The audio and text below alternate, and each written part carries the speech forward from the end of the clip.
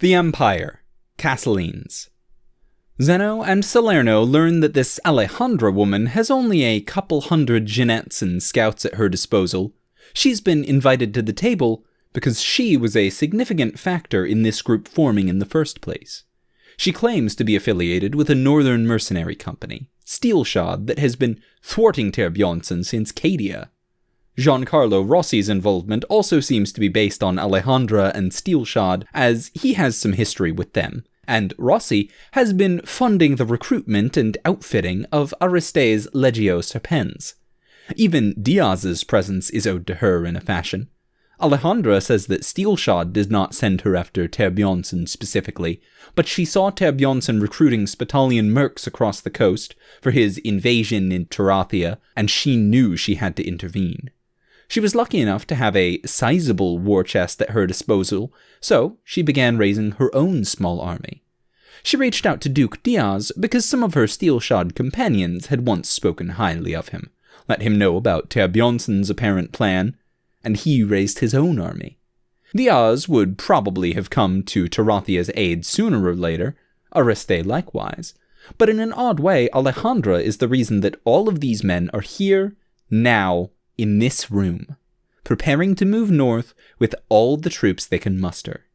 Which is all well and good for Terathia, no doubt, but Salerno is more concerned with whether or not they can be useful to him and to Kassala. He agrees that if they can win the support of the people as he maneuvers to dethrone Lavinius, he will happily argue in favor of dispatching legions to help crush Terbjornsson beneath the walls of Nahash. Terathia is a difficult enemy at times, but is the enemy they know, and one that is known to be merciful, honorable, and exercise a considerable degree of constraint in its wars. None of these seem to be the case for the Sephardic hordes. So, of course, it is in Kassala's best interest to aid Terathia. Terathians are the kind of people to feel gratitude, maybe even indebted, at such an act. And it would make a bold statement. Terathia was brought to its knees by barbarians and would have been wiped out if it were not for the Casseline legions. The more Salerno and Zeno consider the situation, the more they realize that helping Terathia is just good politics. They end their meeting with a tentative alliance. Now, Salerno needs to see about expanding his support with the legions.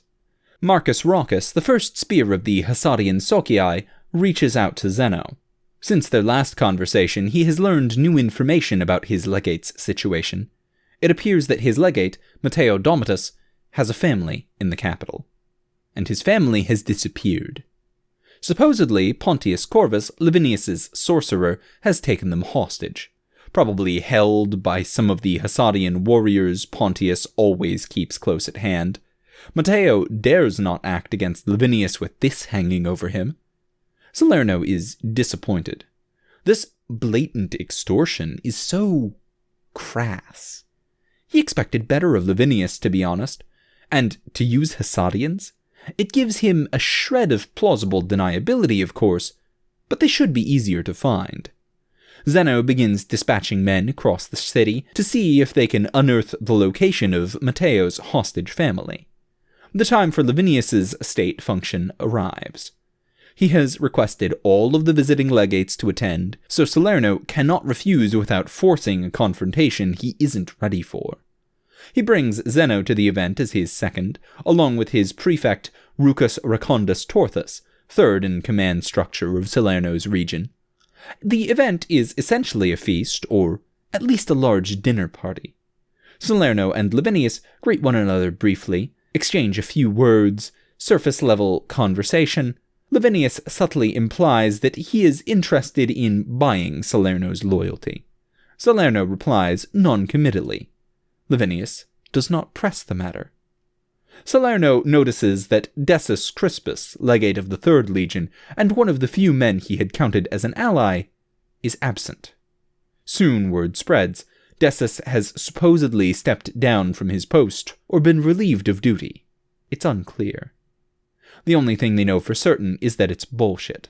Lavinius must have caught wind of his loyalty to the dwindling members of the old Senate, those opposed to Lavinius's rise of power, so that's one less ally. They make a light overture with Vitale Octavianus again, the grizzled old legate of the famous Second Legion. He's amiable enough, but he clearly still doesn't trust them or have any intentions of inserting himself into these political games. Pontius Corvus is in attendance as one of Lavinius's guests, seated near the praetor, clad head to toe in Hassadian robes and silks. He speaks with an affectation of the old Catiline, with an intentional lisp which sometimes undermines the otherwise intimidating aura he is trying to cultivate. A sorcerer, they say. Supposedly, he has melted men's flesh from their bones with a magic spell and summoned clouds of deadly poison on the battlefield. Pontius sits with a diplomat from the Hassadian kingdom of Kadar. He introduces himself as Farouk ibn Karzai. He, in turn, is attended by 2 Hassadian bodyguards. They keep stern expressions, watching the festivities impassively. The final member of their strange little table is a woman, Pontius's sister, Lucrezia Corvus, clad in a silk cloak, though a glimpse beneath the cloak suggests she is wearing very little beneath it. The hilts of 2 curved Hassadian swords jut up from her waist. Clearly, Pontius is not the only one who picked up some skills during their lengthy time in El Hassad. They meet Cesare Barbieri as well. As a senator and former legate, he is welcome at such an event. The man was once a warrior and a leader, but years of indolence has led him towards obesity. He eats and drinks copiously, makes lewd comments about Lucrezia Corvus, prods Salerno on whether or not he will support Lavinius in his bid for power. He's far less subtle than Lavinius was. He said that Cassala needs a return to the imperial era, needs a strong emperor to usher in a new golden age. So why not Lavinius? Salerno and Zeno find the man fundamentally repugnant. Truth be told, Zeno finds most of Lavinius's creatures to be repugnant. Salerno understands the game of politics, is willing to forgive a certain amount of duplicity and scheming, but Barbieri is just so vulgar about it. Lavinius moves the event towards its primary purpose, confirming the replacements for Hadrian Julianus, still under arrest for his treasonous outburst, and for Decius Crispus, who has abruptly stepped down. Lavinius appoints new legates to each legion. Danilo Albanus to the Legio Corneum, Hadrian's legion, normally posted at a casta along the border of the Midlands, and Silvano Junius to the Legio Cassala Tertius, Decius's legion, normally a garrison in Cassala. Both new appointees come from within their respective legions. They seem well respected by their men for the most part, and, of course, they now owe a debt of gratitude to the praetor, making it that much more difficult for Salerno to try and turn them to his side. After the appointments are made, Lavinius moves on to dessert. Honeyed fruits, sweet wine, and a thick, bitter Hassadian drink for those that wish to expand their palate. He also says that he has prepared some entertainment for them. Cues the Corvus siblings. Pontius stands, introduces himself, declares that his sister will perform a traditional Hassadian dervish dance for their enjoyment. Lucrezia makes her way to the middle of the floor, sheds her cloak along the way, revealing a revealing outfit of flowing Hassadian silks. Pontius claps, and the musicians in the corner of the room strike up a strange Hassadian tune.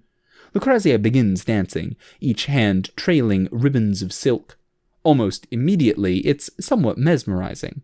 Her grace and agility is unparalleled, and the flowing silks and flawless olive skin are supremely sensual. The assembled legates watch as the dance begins to pick up speed. Suddenly, she draws both curved swords, their pommels trailing silken streamers.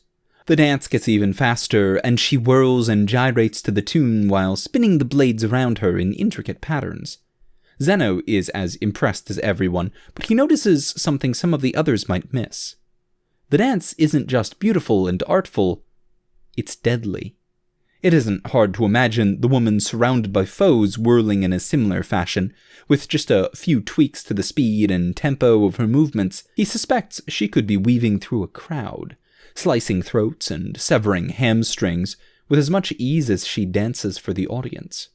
Finally, her dance ends, and the applause is thunderous. She bows, sheathes her scimitars, and returns to her seat without saying a word. After that, the party winds down rapidly. Salerno and Zeno return to their barracks somewhat dejected, down one supporter with little to console them. They enter Salerno's offices, deep in conversation as to their next move, trail off when they see someone sitting in Salerno's chair. The stranger looks odd. Clad in simple clothes with alternating patterns of black and white in a mismatch mirror. Left arm black, right arm white, vest split down the middle, etc.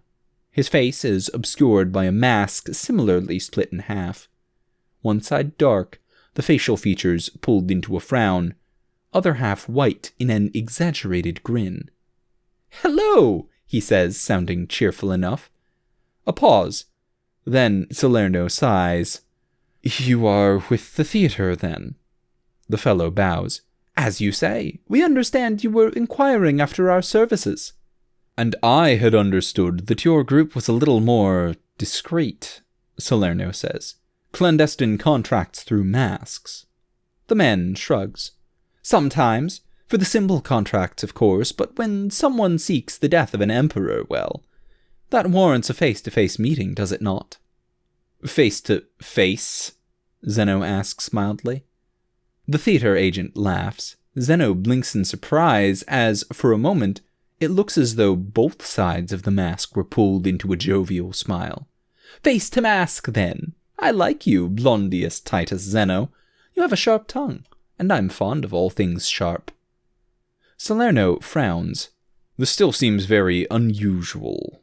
Someone could have seen you enter. Your outfit is not exactly subtle."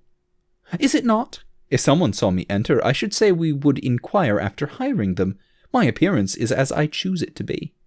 "Very well," Salerno concedes. "Let us negotiate. What am I to call you?" "The plebeians call me by any assortment of names. Sometimes I am comedy, sometimes a tragedy. Uncultured swine in the Midlands even have the gracelessness to call me harlequin and fool." The man passes a hand over his mask, and the expression changes to one of displeasure. "But I think you are a man of learning and can understand my true name." "I am Drama." Drama bows again, and when he stands straight, his mask has changed back to the split of smile and frown. "Very well, Drama, you know I intend to inquire about removing Lavinius from the situation. You called him emperor, but he is not. Not yet, not ever if I have a say." "And will you," Drama asks, "have a say?" Salerno rubs the bridge of his nose in frustration. He is losing patience with these games. "What is your price, assassin?" Drama reaches up and strokes the chin of his mask thoughtfully. "To kill an emperor? Let us say 1,500 solidi." Salerno's throat feels dry.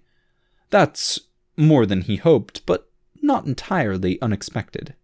1,000, he says quickly. When he looks at Drama, the mask has changed to a full frown. "Don't mistake the face-to-face meeting for a negotiation, legate," he says. "The theater has persisted since the dawn of the Empire. You think you can haggle with us?" Salerno grinds his teeth. "Your insolent and casual attitude does not do justice to an institution as old and storied," he says curtly. "Ah, perhaps, but such is the drama of life, is it not? We laugh, we cry, we love, we die. A good theater experience should have it all." Salerno isn't sure how to respond to that. 1,500, then, he says. "I wonder, how much to kill a senator?" "I suppose that depends on the senator," Drama replies. "Cesare Barbieri," Salerno says. "Ah, him? A bargain. Let's say a solidius for every pound, so we'll call it an even 300. Salerno considers this. Manageable, but is it even worth it? Many of Lavinius's creatures come to him through Barbieri, but eliminating the fat senator may well just drive them even further into the praetor's arms. So, what do you say? Which will it be? "I will need to assemble more funds," Salerno says. "Of course," Drama says. He walks past Salerno and Zeno towards the door. He pauses at the doorway. "Take as long as you like," he says. "The offer will stand. until it doesn't. And when might that be? Salerno asks. Drama looks back at Salerno and Zeno. His mask has changed to a full smile, a smug one. Why, when either you or the Emperor decides to accept our offer, of course. We can't very well get paid to kill both of you. Thank you for tuning in to Steelshod, a series by Mostly Rights, narrated by Tailforge. You can find every chapter in text format, as well as character sheets, setting information, maps, and rule documents on the Steelshod tabletop system in the link below.